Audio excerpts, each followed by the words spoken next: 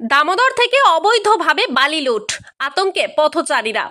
পূর্ব বর্ধমানের গলসি থানার দামোদর নদ থেকে বেপরোয়াভাবে চলছে বালির লুট। দীর্ঘদিন ধরেই প্রশাসনের নজর এড়িয়ে লোকেশনকে হাতিয়ার করে রাতের অন্ধকারে শয়ে শয়ে ট্রাক্টর দাপিয়ে বেড়াচ্ছে। কিছুদিন আগে ডালিমগড়ে এক নিরীহ পথচারী এই বালি ট্রাক্টরের বলি হন।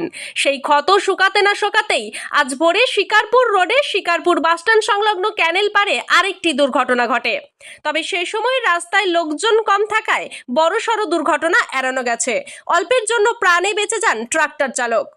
প্রত্যক্ষদর্শীদের বক্তব্য অনুযায়ী রাতভর এই রাস্তায় দুর্বার গতিতে অবৈধ বালি বোঝাই ট্রাক্টর চলাচল করে। এতে সাধারণ মানুষ এবং পথচারীরা চরম আতঙ্কের মধ্যে দিন কাটাচ্ছেন।